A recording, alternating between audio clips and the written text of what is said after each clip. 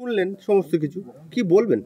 দেখুন, আমি এখানে আসার আগে 1 মিনিটের জন্য একটু কথা বলি। পরিযায়ী শ্রমিক কারা হয়? সর্বপ্রথম পরিযায়ী শ্রমিক বলতে আমি যখন ভালো আর্থিক উপার্জন, ভালো কাজ, ভালো চাকরি, ভালো কর্মস্থানের জায়গা না থাকে, আমার বউ বাচ্চা ফ্যামিলিকে বাঁচানোর জন্য, মুখে অন্যের তাগিদের জন্য ভিন রাজ্যে চলে যাচ্ছে। সারা ভারতবর্ষের বিভিন্ন রাজ্যে এই ঘটনা প্রতিনিয়ত ঘটছে, আজকে নতুন করে ঘটছে না।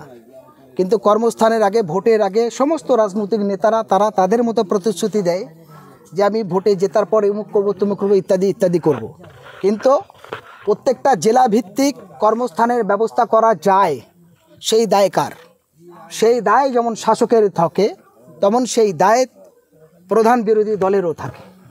ফলে আমরা কি দেখলাম, আমি যে সাবিরের বাড়িতে আজকে এসেছি, এই সাবির কাবাডের কাজ করে, মানে অর্থাৎ ভাঙাচুরোর ব্যবসা যেটা করতে গিয়ে হরিয়ানা যেখানে মারা গেল, সেখানে বিজেপি পরিচালিত রাজ্য সরকার এবং কেন্দ্রীয় সরকার।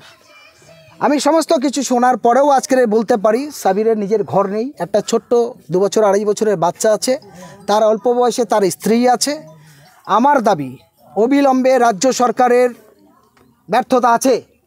রাজ্য সরকার যদি সঠিক কর্মস্থানের জায়গা করতেন, তাহলে আজকে সাবিরের অকালে জীবনটা যেত না, তাহলে এর লাশটা হরিয়ানা থেকে বয়ে এখানে আনতে হতো না। সেই দায় তেমন রাজ্য সরকারের আছে। সেই জায়গা দাঁড়িয়ে আমি বলবো, রাজ্য সরকারের পক্ষ থেকে এই দায়ে ঘুচানোর জন্য গীতাঞ্জলি ঘর একটা ব্যবস্থা করতে হবে, সঙ্গে 10 লক্ষ টাকা দিতে হবে, এর পরিবারের চাকরির ব্যবস্থা করতে হবে। তার সাথে সাথে হরিয়ানায় যেহেতু ঘটনা ঘটেছে, এই শুভেন্দু অধিকারী, নরেন্দ্র মোদী, অমিত শাহর মতো অপদার্থরা, তাদেরকেও দায় ঘাড়ে নিতে হবে। যে দোষীরা ধরা পড়েছে তাদের কঠোরতম হয় ফাঁসি, নয় যাবজ্জীবন সাজার ব্যবস্থা করতে হবে। তার সাথে সাথে এই পরিবারের জন্য 10 লক্ষ টাকা তার দিতে হবে। সাথে কেন্দ্র রকম সরকারি যতগুলো প্রজেক্ট আছে, কর্মস্থানের ব্যবস্থা, তাদের চাকরির ব্যবস্থার জন্য করতে হবে, এবং তার সঙ্গে 10 লক্ষ টাকা দিতে হবে। এবং সেন্ট্রাল গভর্নমেন্টের যে গীতাঞ্জলি ঘর, তার সঙ্গে যে কিচেন ঘর, টিউবওয়েল, টয়লেট সহ দেয়, সেগুলো করতে হবে। এটা আমাদের জোরালো দাবি।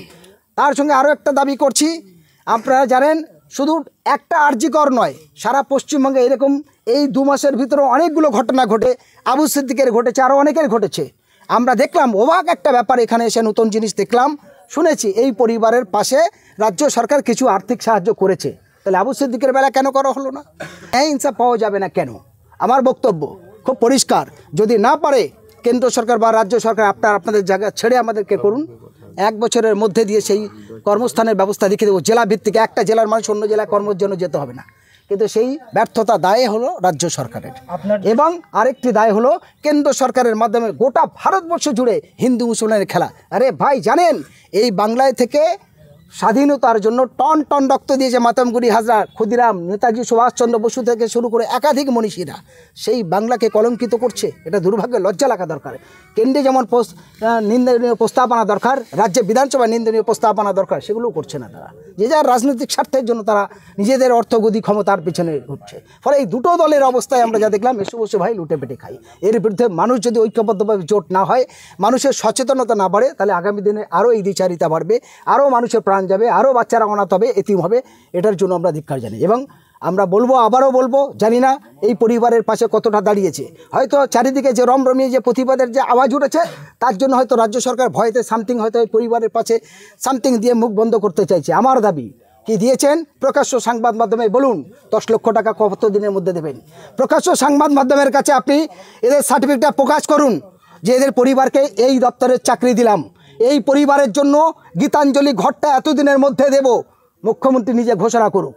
তার সাথে সাথে স্বরাষ্ট্রমন্ত্রী অমিত শাহ এবং কেন্দ্রীয় প্রধানমন্ত্রী নরেন্দ্র মোদী তারা ঘোষণা করুক, এই পরিবারের ন্যায় ইনসাফ পাওয়ার জন্য যারা ধরা পড়েছে সেই 7 জনের ফাঁসি বা যাবজ্জীবনের জন্য আমরা এই ব্যবস্থা করেছি, চার্জশিটে এই করেছি, এবং এই পরিবারের জন্য কেন্দ্রীয় সরকারের পক্ষ থেকে এই 10 লক্ষ টাকা দিলাম, তার সঙ্গে এই তার কর্মস্থানে জায়গার, তার আবাস যোজনা বা গীতাঞ্জলি ঘরের জন্য এই ব্যবস্থা করলাম, এবং কেন্দ্রীয় সরকারের ঘোষণা করতে হবে তার পরিবারের জন্য এত টাকা আমরা দিলাম। ফলে আমরা সেই অপেক্ষার মধ্যে আছি, কবে এই পরিবার চাকরি পায়, কবে এই পরিবার ন্যায় ইনসাফ পায়, নাকি আনিস খানের মতো ভেসে যাবে, নাকি আবু সিদ্দিকের মতো ভেসে যাবে।